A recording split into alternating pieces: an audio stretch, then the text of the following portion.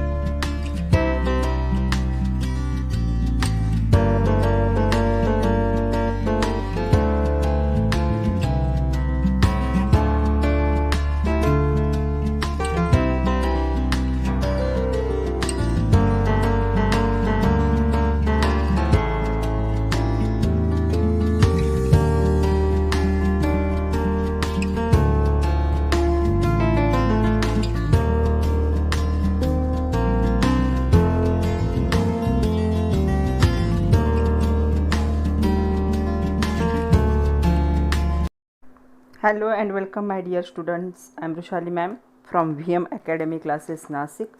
हमने स्टार्ट किया है क्वेश्चन बैंक सॉल्यूशंस. तो जो महाराष्ट्र स्टेट बोर्ड ने प्रोवाइड किए क्वेश्चन बैंक, उनका हम चैप्टर वाइज ज़्यादा वेटेज वाले चैप्टर वाइज क्या देख रहे हैं, सॉल्यूशन देख रहे हैं. तो अब तक मैंने solid state electrochemistry coordination compound का अपलोड किया है, आप लोगों ने देखा होगा. आज से हम स्टार्ट करने जा रहे हैं. मे बी इसके 2 पार्ट बनेंगे क्योंकि ये भी एक बड़ा टॉपिक है. तो सेकंड चैप्टर जो है केमिस्ट्री का सॉल्यूशंस. तो सॉल्यूशंस का हम देखेंगे question bank solution with VM academy Nashik. तो सेकंड चैप्टर केमिस्ट्री का है सॉल्यूशन. इसमें से इस चैप्टर पे आपके क्वेश्चन पेपर में 4 मार्क के क्वेश्चन होंगे और विथ ऑप्शन ये चैप्टर है 5 मार्क्स को है. तो चलो पहला क्वेश्चन देखो. Multiple choice question 1 mark. वैसे तो इसके आंसर दिए हुए हैं आपके क्वेश्चन बैंक में, फिर भी हम डिस्कस कर लेते. Sugar dissolve in water. तो शुगर क्या है, नॉन पोलर है, याद रखना है. वाटर क्या है, पोलर है. जनरली क्या होता है, पोलर सॉल्वेंट जो होते हैं उनमें पोलर सोल्यूट डिजॉल्व होते, और नॉन पोलर सॉल्वेंट में non polar solute. Like dissolve like, ऐसा एक क्या होता है, प्रिंसिपल होता है. तो नॉन पोलर होने की वजह से शुगर एक्चुअली क्या होनी चाहिए थी, सिर्फ नॉन पोलर कंपाउंड में डिजॉल्व होनी चाहिए थी, जैसे कि ऑर्गेनिक कंपाउंड है उनमें. बट ये जो शुगर है वाटर में डिजॉल्व होती है. सब लोगों को पता है कि शुगर इजीली वाटर में डिजॉल्व होती है. तो क्यों होती है, यहाँ पे 4 ऑप्शन दिए. तो शुगर नॉन पोलर है, हाँ शुगर नॉन पोलर है, लेकिन डिजॉल्व होने का रीज़न ओ नहीं है. Water is polar, yes water polar है, लेकिन डिजॉल्व होने का रीज़न वाटर की पोलैरिटी नहीं है. क्यों शुगर वाटर में डिजॉल्व हो रही है, बिकॉज वाटर और शुगर के बीच में क्या होता है, एक इंटरमोलिक्यूलर हाइड्रोजन बॉन्डिंग फॉर्म होता है. और जब भी दो मोलिक्यूल के बीच में हाइड्रोजन बॉन्डिंग होता है तो वो कंपाउंड वाटर में क्या हो जाता है, हमेशा डिजॉल्व होता है. तो इसका आंसर क्या होगा, आंसर सी. क्या जो शुगर है क्या करती है, हाइड्रोजन बॉन्ड फॉर्म करती है वाटर के साथ, वो भी कौन सा, इंटरमोलिकुलर हाइड्रोजन बॉन्ड फॉर्म करती है, इसलिए शुगर वाटर में डिजॉल्व होती. लास्ट क्या दिया है, sugar water both are polar. No, ये रॉन्ग है. शुगर नॉन पोलर है, सिर्फ वाटर पोलर है, और ये भी रीज़न नहीं है. एक्चुअल शुगर का वाटर में डिजॉल्व होने का रीज़न क्या है कि शुगर और वाटर के बीच में क्या होता है, इंटरमोलिकुलर हाइड्रोजन बॉन्ड फॉर्म होता है. So option C is correct. Second question देखो. The solubility of gas in water. Gas की जो वाटर में सोल्युबिलिटी है उस पर टेम्परेचर का क्या इफेक्ट होगा वो हमें देखना है. तो क्या होता है, जो सोल्युबिलिटी होती है गैस की वाटर में, गैस इन वाटर यूजुअली क्या होती है, it is decreases with increase of temperature.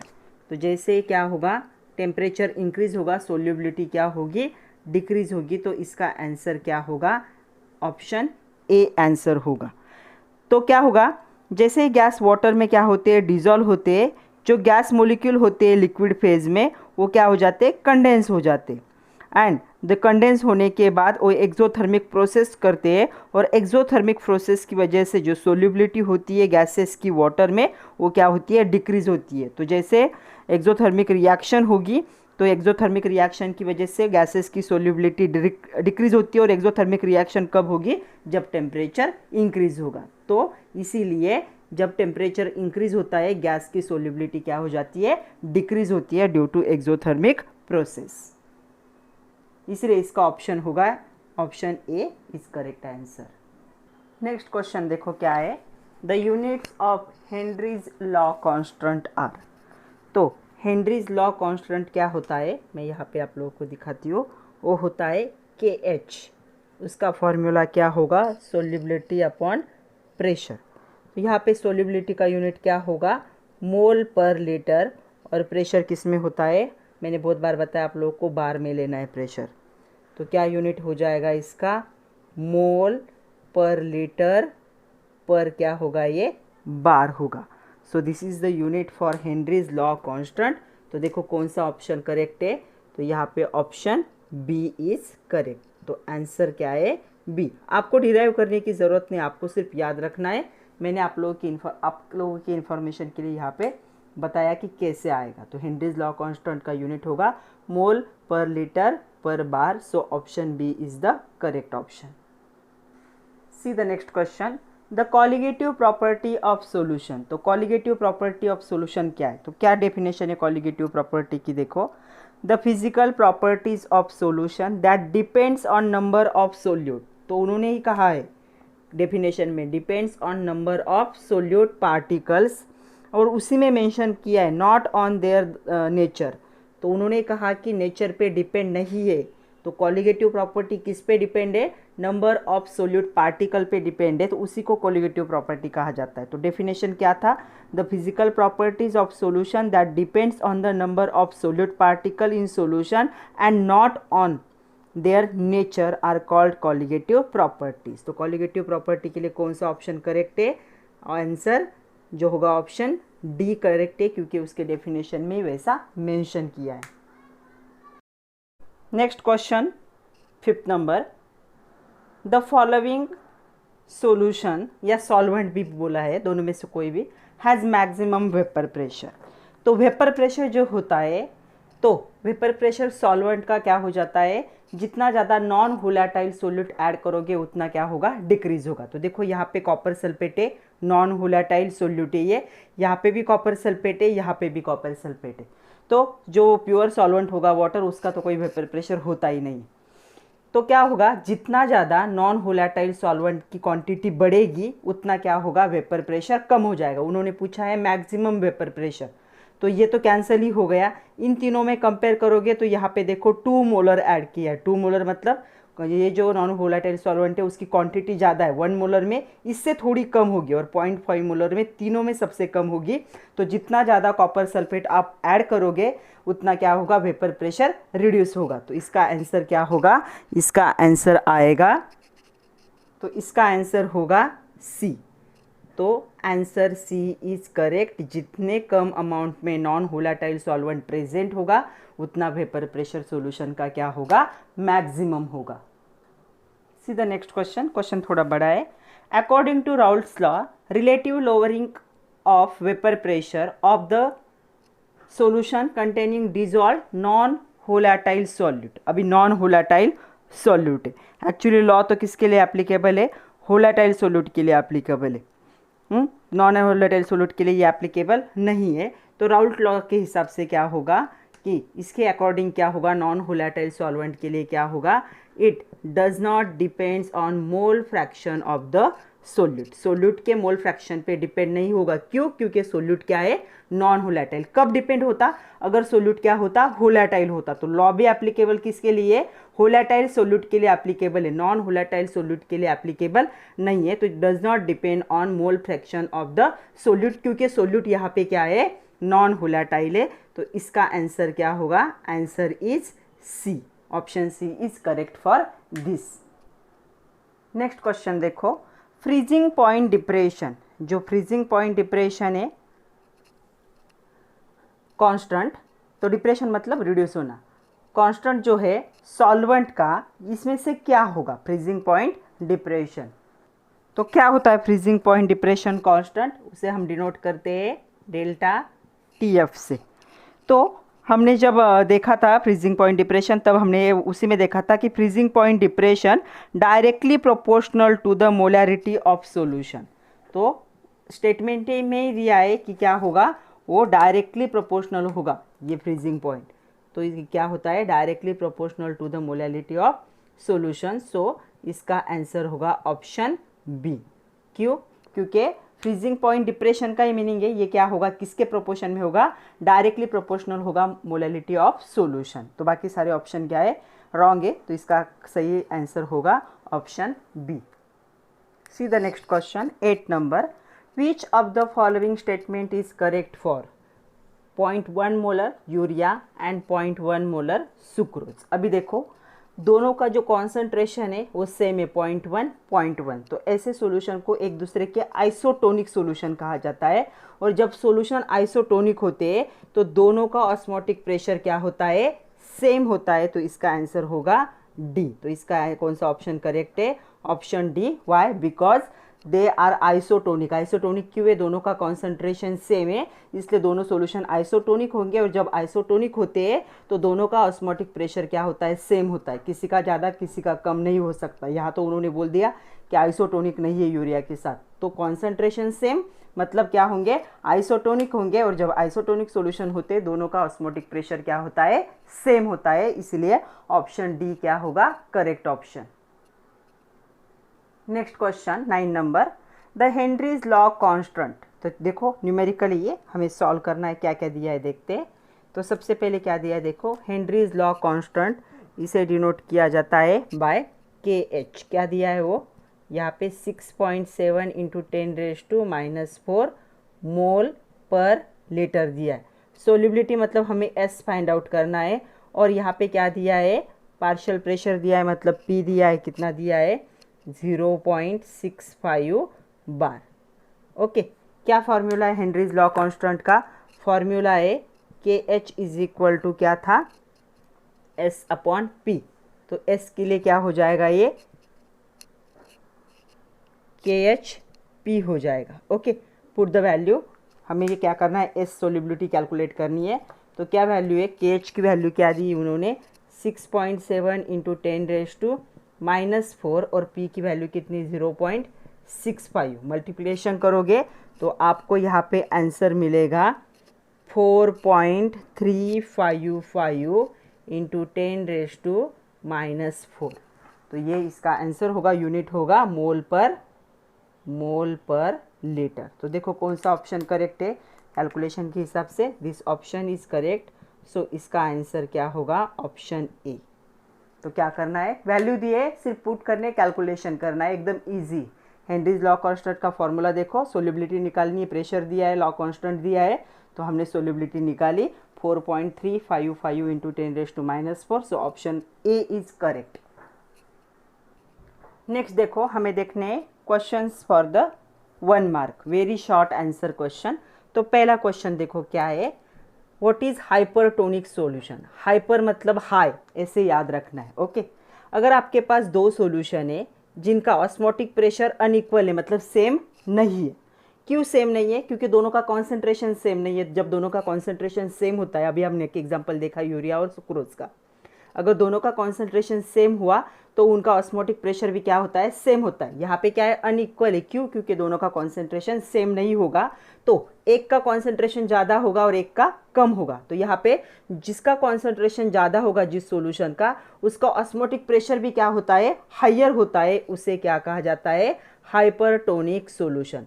मतलब आपके पास दो सॉल्यूशन का मिक्सचर, दो सॉल्यूशन है आपके पास, ऐसे समझो यूरिया एंड द सुक्रोज, इसका कॉन्सेंट्रेशन ज़्यादा है, ये 1 मोलर है और ये 2 मोलर है, तो क्या हुआ, ये 1 मोलर 2 मोलर दोनों का क्या है, कॉन्सेंट्रेशन अलग है, इसका क्या है, कॉन्सेंट्रेशन ज़्यादा है, इसलिए ऑस्मोटिक प्रेशर भी क्या होगा, ज़्यादा होगा, और इसका कॉन्सेंट्रेशन कम है तो ऑस्मोटिक प्रेशर भी क्या होगा, लोअर होगा। तो इन दोनों में इसे क्या कहा जाएगा, हाइपरटोनिक सॉल्यूशन।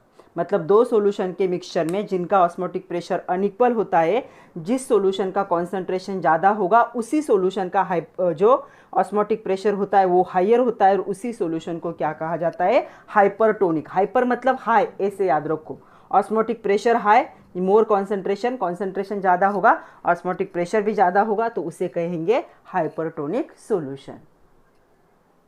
नेक्स्ट देखो, what is cryoscopic constant. Cryoscopic constant को केएफ से दिखाया जाता है, तो क्या होगा, क्रायोस्कोपिक कांस्टेंट केएफ क्या होता है, depression in freezing point produce, कब डिप्रेशन होगा, डिप्रेशन मतलब फ्रीजिंग पॉइंट रिड्यूस होना, 1 molar of solution of non volatile solute. 1 molar solution में जब आप क्या है, नॉन वोलेटाइल सोल्यूट ऐड कर दोगे, उसकी वजह से फ्रीजिंग पॉइंट क्या हो जाता है, डिक्रीज होता है, उस कांस्टेंट को क्या कहा जाता है, क्रायोस्कोपिक कांस्टेंट। तो क्रायोस्कोपिक कांस्टेंट का फॉर्मूला क्या होगा, KF is equal to delta TF upon the small m। तो कैसे डिफाइन करोगे, the cryoscopic constant KF is the depression in freezing point produce by 1 molar solution of non volatile solute. 1 molar solution जब उसमें non volatile solute present होगा, तब जितना depression होता है फ्रीजिंग पॉइंट में, उसे क्या कहा जाता है, क्रायोस्कोपिक कांस्टेंट KF से उसे डिनोट करते।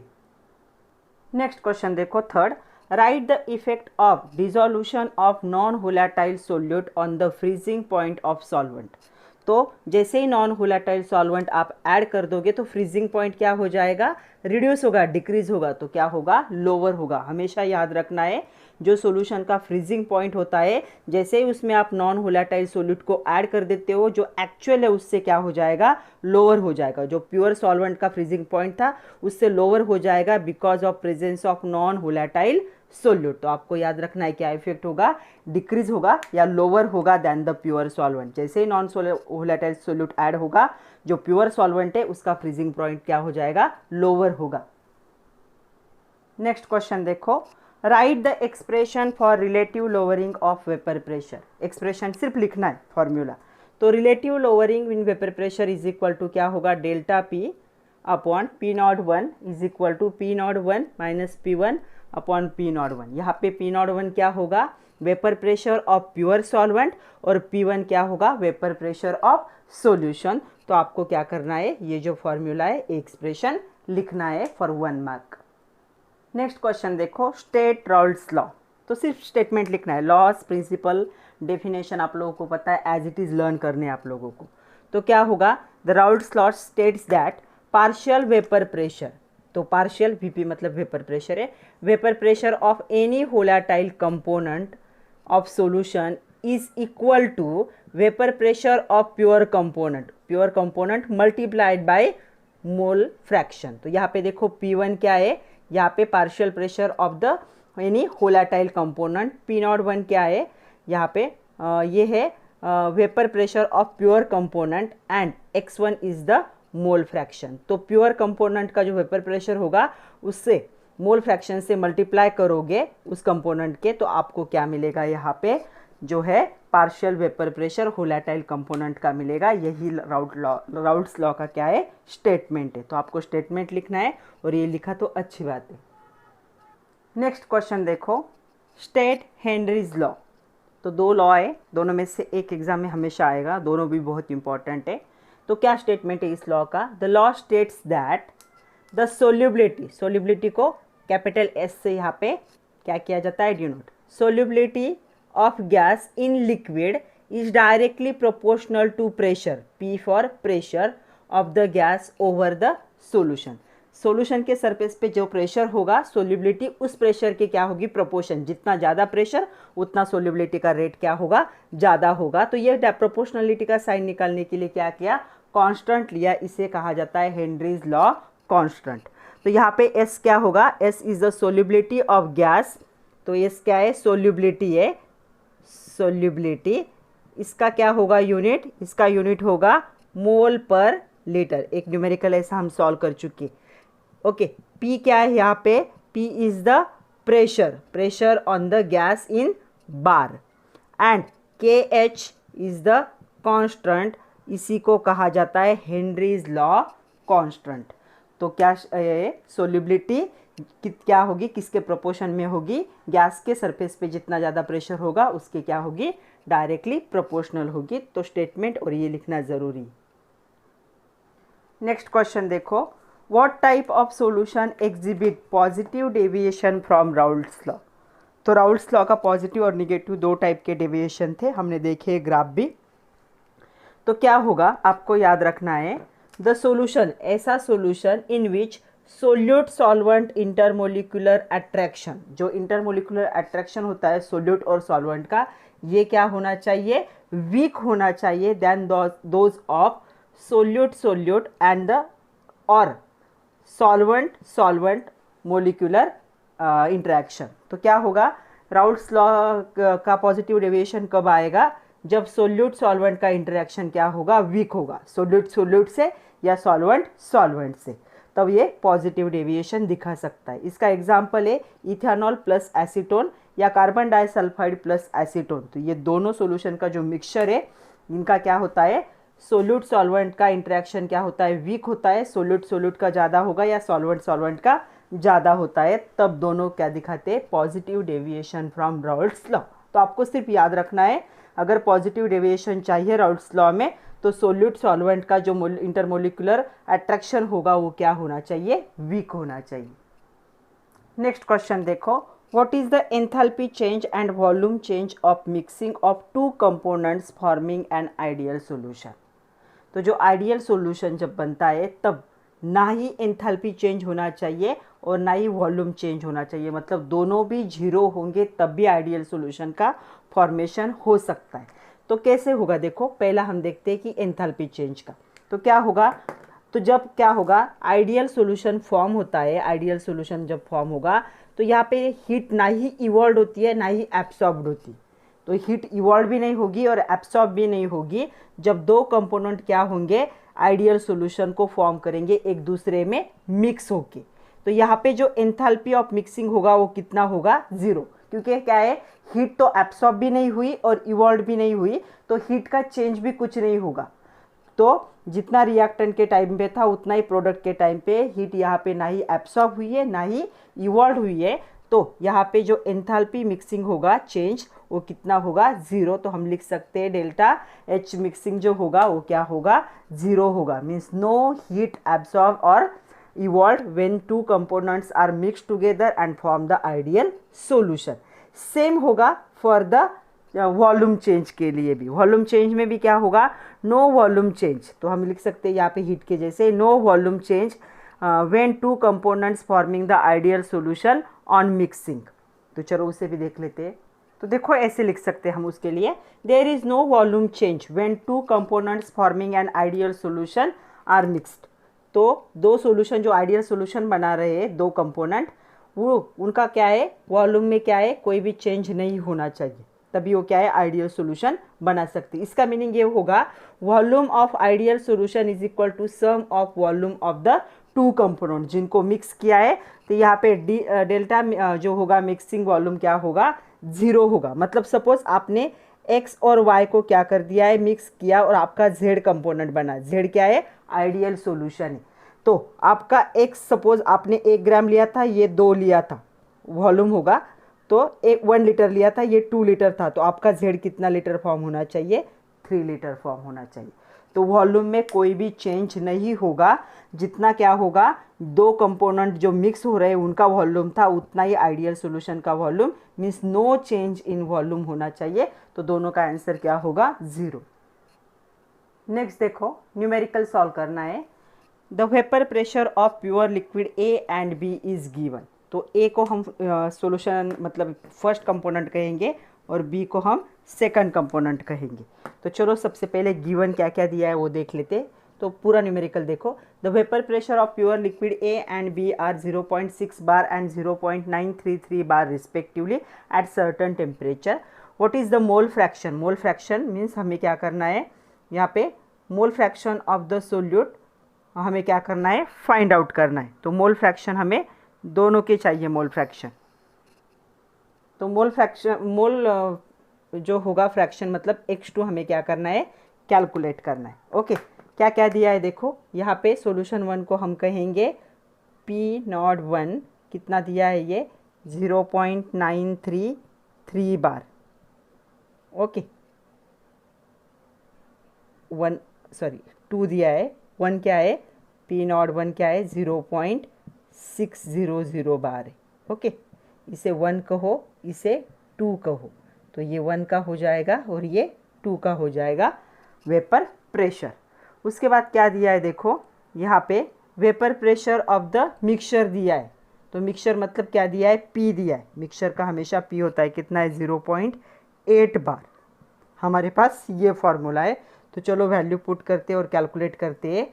तो क्या होगा 0.8 इज इक्वल टू कितना है 0.933 माइनस 0.600 x2 प्लस क्या होगा P1 कितना है 0. मैं सिर्फ 6 लिख रही हूँ यहाँ पे अभी क्योंकि आगे 2 0 ही है। उसके बाद क्या होगा देखो 0.8 इज इक्वल टू क्या हो जाएगा, ये अगर हम सिंप्लीफाई करेंगे तो ये बन जाएगा 0.333 x2 प्लस 0.6।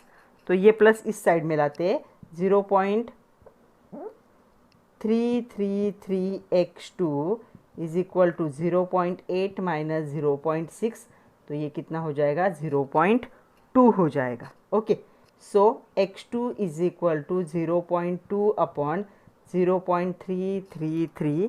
तो इसे सिंप्लीफाई करोगे तो आएगा 0.6006 और आपके इसमें अप्रॉक्सीमेटली आंसर दिया है 0.600। तो क्या हो रहा है यहाँ पे आंसर टैली हो रहा है। तो जो मोल फ्रैक्शन होगा यहाँ पे x2 वो कितना आएगा आंसर, मैं यहाँ पे लिख रही हूँ, नीचे जगह नहीं है, 0.600। तो देखो ये होगा उसका आंसर। एकदम इजी है, सारे वैल्यू दिए हैं, कुछ भी कन्वर्जन नहीं करने हैं, सिर्फ फॉर्मूला में सारे वैल्यू पुट करने और अच्छे से कैलकुलेशन करना है। यहाँ पे लॉग टेबल की ज़रूरत भी नहीं पड़ेगी। नेक्स्ट न्यूमेरिकल देखो 10 नंबर, क्या न्यूमेरिकल है, the vapour pressure of pure liquid is 0.043 bar at the certain temperature when non-volatile solute is dissolved into it, vapor pressure of solution is found to be 0.041 बार। पहले 43 था, 41 हुआ, lower हो गया। What is the relative lowering in vapour pressure? तो relative lowering क्या होगी vapour pressure की। तो सबसे पहले हम गिवन लिख लेते हैं। हमें दिया है यहाँ पे गिवन में पहले P01 दिया है, कितना है 0.043 बार प्योर सोल्यूशन का। ओके, उसके बाद दिया है P1 दिया है, कितना है यहाँ पे 0.041 बार, इतना, सिर्फ 2 ही वैल्यू दी है। हमारे पास फॉर्मूला कौन सा है, relative lowering in vapour pressure is equal to क्या है यहाँ पे P01 minus P1 upon P01। तो चलो वैल्यू पुट करते हैं। Relative lowering in vapour pressure is equal to P01 की वैल्यू कितनी है 0.043 माइनस P1 की वैल्यू कितनी 0.041 डिवाइड बाय 0.043। तो इसे को सब्ट्रैक्ट करोगे तो कितना आएगा 0.002 डिवाइड बाय 0.043। इसे अगर सिंप्लीफाई करोगे तो आंसर होगा 0.0465। तो क्या होगा यहाँ पे relative lowering in vapour pressure is equal to 0.0465। तो ये क्या होगा आपका आंसर होगा। यहाँ पे भी कुछ भी कन्वर्जन नहीं करने हैं, सिर्फ फॉर्मूला में सारे वैल्यूज़ क्या करने हैं, पुट करने हैं और कैलकुलेट करना है। तो आंसर टैली हो जाता है 0.0465। See the next question, short answer question type 1, 2 mark के क्वेश्चन है। For a very dilute solution the OP मतलब osmotic pressure, osmotic pressure is given by pi is equal to N2 RT upon V। Okay, तो यहाँ पे N2 है, N2 RT upon V, where V is the volume in liter containing N2 moles of the non-volatile solute. Establish the equation for the molar mass of solute। तो हमें क्या करना है, molar mass जो होगा सोल्यूट का capital M, उसके लिए क्या करना है, यहाँ पे जो है उसे एस्टैब्लिश करना है इक्वेशन को। तो चलो जो गिवन फार्मूला है वो मैंने यहाँ पे लिखा। सपोज ऐसे मानो the mass of the solute in V liter of solute is W2 and the molar mass is M2। तो N2 क्या हो जाएगा, N2 मतलब क्या होता है, मास given divide by molar mass, N मतलब नंबर ऑफ मोल ही है ना, तो से number of mole for the second number solution. तो इसका क्या होगा, वॉल्यूम गिवन अपॉन द उसका क्या होगा, मोलर मास। तो चलो ये वैल्यू क्या करनी है, यहाँ पे सिर्फ पुट करनी है। तो क्या हो जाएगा, यहाँ पे देखो, यहाँ पे हो जाएगा पाई इज इक्वल टू N2 की वैल्यू क्या आएगी, W2 upon M2 into RT upon V। Okay, तो हमने क्या किया, ये जो N2 की वैल्यू है, N means number of mole, हमारे पास फॉर्मूला है नंबर ऑफ मोल का, याद होगा हमने 11th में बहुत सारे न्यूमेरिकल सॉल्व किए। Number of moles is equal to mass given divide by molar mass, याद है। तो अगर नंबर ऑफ मोल्स हम सेकंड के लिए लिख रहे हैं तो मास गिवन और मोलर मास भी 2 सेकंड का ही लेंगे। तो हमें मोलर मास के लिए तो क्या करना है, सेकंड हमेशा सॉलिड होता है, ये भी पता है हमें। तो ये फार्मूला की ये वैल्यू हमने यहाँ पे यूज़ की। अभी हमें M2 के लिए वैल्यू चाहिए, तो हमने कन्वर्ट कर लिया है M2 इज इक्वल टू, तो M2 को इस साइड में, तो पाई इस साइड में आ जाएगा, तो क्या हो जाएगा W2 RT upon pi V। तो ये हो जाएगा equation for the molar mass. तो इस इक्वेशन से हमने ये इक्वेशन बनाया, सिर्फ N2 की वैल्यू यहाँ पे क्या की, सब्स्टिट्यूट की। चलो अभी सेकंड क्वेश्चन है, distinguish between ideal and non ideal solution. तो क्या डिफरेंस होगा दोनों के बीच में, 2 मार्क के लिए आपको कोई 2 डिफरेंस लिखने हैं। ओके, तो क्या डिफरेंस है दोनों के बीच में, तो आइडियल सॉल्यूशन क्या करता है, राउल्ट्स लॉ को ओबे करता है, non ideal solution do not obey the Raoult's law, ये हमें पता है। दूसरा है मोलिकुलर इंटरेक्शन जो होगा, तो यहाँ पे इंटरमोलिकुलर इंटरेक्शन जो होता है सोल्यूट एंड सॉल्वेंट का सेम होगा प्योर कंपोनेंट, इतना ही, मतलब दोनों साइड में सेम क्या होता है, इंटरमोलिकुलर इंटरेक्शन। यहाँ पे क्या होगा, सोल्यूट सॉल्वेंट का जो इंटरेक्शन होता है इंटरमोलिकुलर इंटरेक्शन, वो कभी कभी वीक भी हो सकता है, कभी स्ट्रांग भी हो सकता है दैन द प्योर कंपोनेंट, मतलब प्योर कंपोनेंट के इक्वल में कभी नहीं होगा, उससे ज़्यादा होगा या उससे कम होगा। तीसरा पॉइंट आप लोग लिख सकते हो, जो वेपर प्रेशर होगा यहाँ पे, total vapour pressure of ideal solution is same as the produce from the Raoult's law. Raoult's law से जो हमें वेपर प्रेशर मिलता है, यहाँ पे कैलकुलेटेड क्वांटिटी भी वही होगी। यहाँ पे जो टोटल वेपर प्रेशर होगा इंक्रीज होगा या डिक्रीज होगा, मतलब ये राउल्ट्स लॉ से कभी भी क्या है, इक्वल नहीं हो सकता। फोर्थ पॉइंट लिख सकते हो आप, जो एंथैल्पी ऑफ मिक्सिंग होता है, नो हीट इज रिलीज्ड और एब्सॉर्ब्ड, मतलब डेल्टा एच मिक्सिंग क्या होगा, यहाँ पे 0 होगा, और यहाँ पे डेल्टा एच मिक्सिंग कभी भी 0 नहीं हो सकता। यहाँ पे क्या होगा, नॉन आइडियल सॉल्यूशन में आइदर हीट इज एब्सॉर्ब्ड और हीट इज इवॉल्व। इसका एग्जांपल होगा बेंजीन टोल्यून, और इसका एग्जांपल होगा ethanol acetone, carbon disulphide acetone, phenol aniline, chloroform acetone, ऐसा कोई भी एक एग्जांपल लिख सकते हो। सी the next question, give 2 points to explain why vapor pressure of solvent is lowered by dissolving non-volatile solute into it। तो vapour pressure क्यों क्या होता है, लोअर होता है नॉन वोलेटाइल सोल्यूट को डिसॉल्व करने के बाद, इसके हमें 2 पॉइंट एक्सप्लेन करने हैं 2 मार्क के लिए।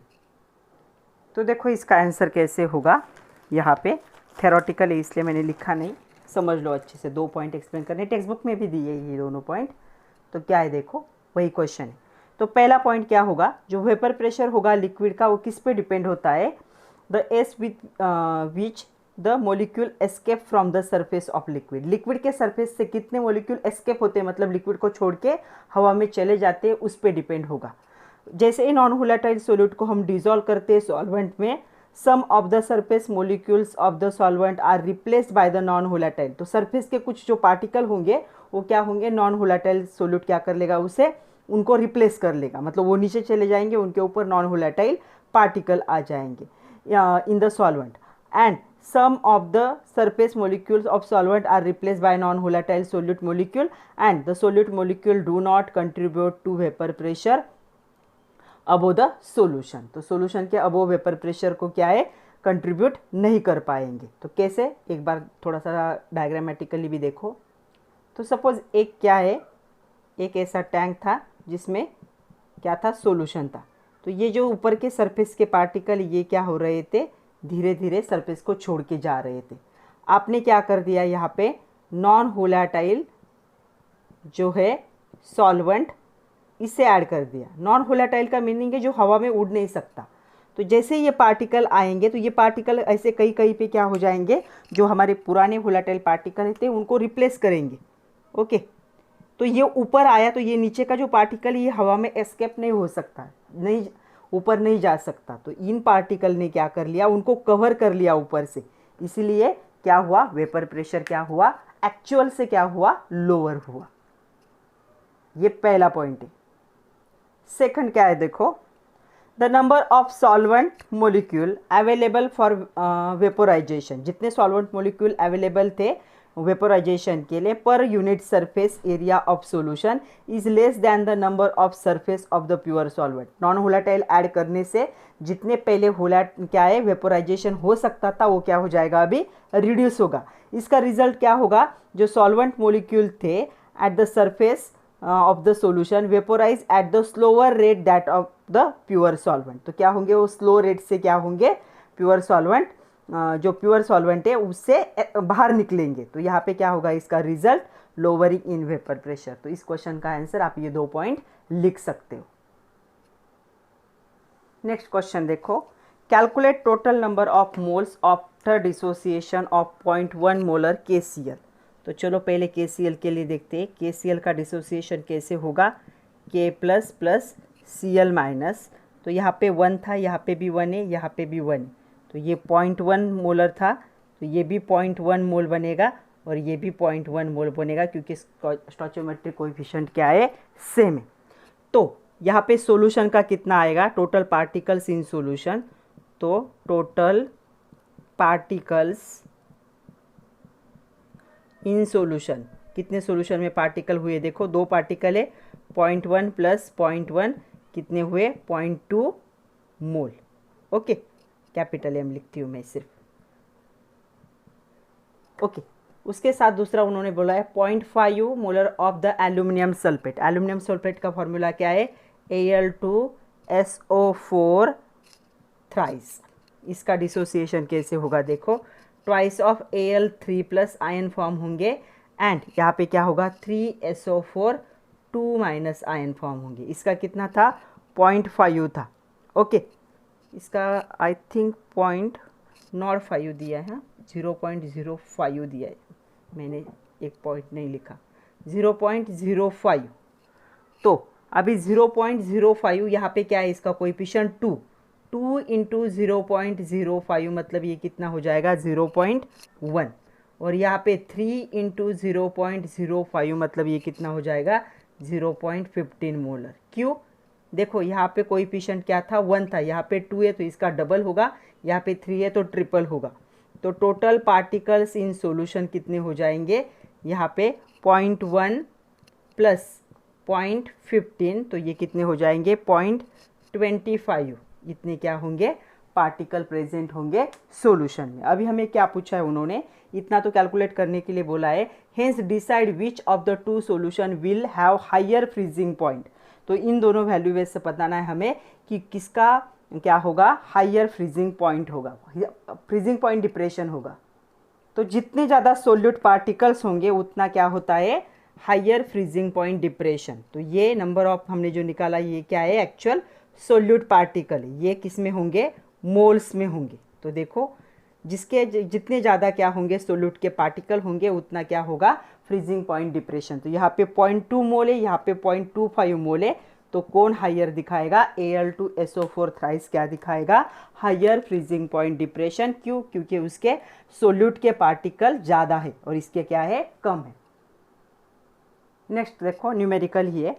When 50 gram of non-volatile solute is dissolved in certain quantity of solvent, the elevation in boiling point is 2 Kelvin.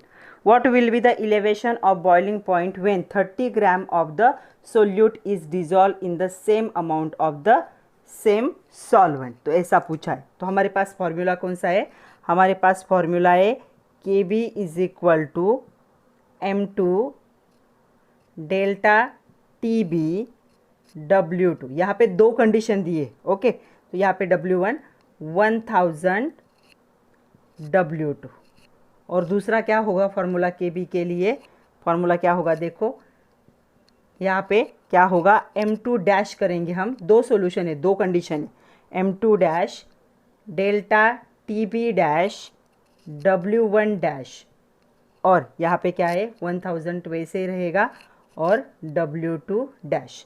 अगर हम क्या करेंगे, एक फार्मूला को दूसरे से क्या करेंगे, कंपेयर करेंगे, क्योंकि एक साइड तो सेम ही है तो दूसरी साइड अपने आप सेम हो जाएगी। तो देखो क्या कैंसिल होगा, इसके साथ ये, तो ये दोनों साइड क्या हो गए, तो ऐसे लिखेंगे हम M2 डेल्टा TB W1 भी बहुत बड़ा हो गया, W1 upon 1000 W2,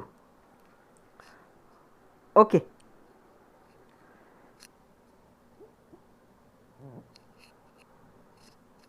W2 is equal to M2 dash delta TB dash W1 dash 1000 into W2 dash. उन्होंने क्या कहा है अभी, सेम अमाउंट, अमाउंट सेम है, तो अमाउंट सेम है मतलब क्या होगा, दोनों साइड का क्या कट जाएगा यहाँ पे W1, तो W1 कट गया, 1000 भी कट गया। उसके बाद क्या होगा, उन्होंने क्या दिया है, और अगर ये जो नॉन वोलेटाइल सोल्यूट सेम है तो दोनों की मोलर मास भी क्या होगा, सेम होगा, तो ये भी क्या होगा, कट जाएगा। देखो अभी वैल्यू क्या क्या दिए, तो हमें दिया है जो सोल्यूट होता है उसका हम हमेशा सेकंड पकड़ते हैं, तो 50 ग्राम उसका वेट दिया है, डेल्टा TB कितना दिया है, 2 केल्विन दिया है, W1 इज इक्वल टू क्या था, W1 डैश था, दोनों के लिए सेम थे, W2 कितना दिया है यहाँ पे 32, और डेल्टा TB हमें क्या करना है, कैलकुलेट करना है, ओके।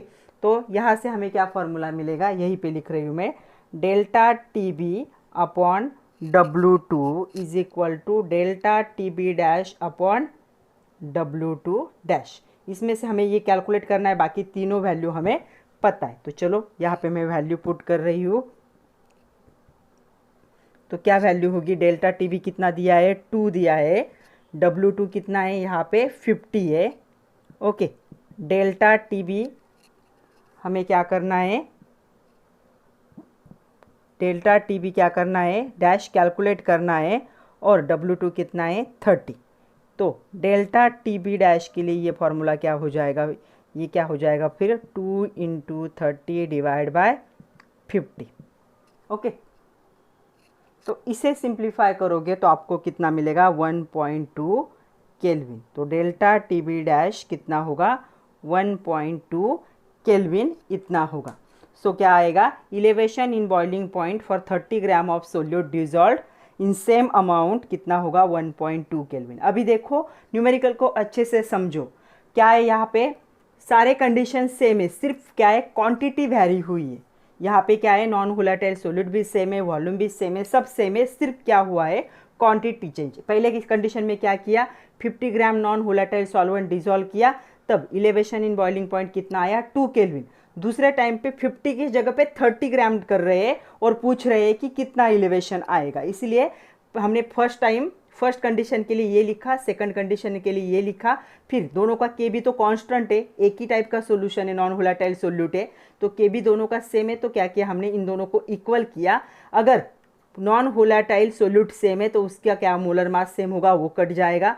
यहाँ पे उन्होंने बोला है सेम अमाउंट, तो W1 और ये दोनों के लिए सेम ही होंगे।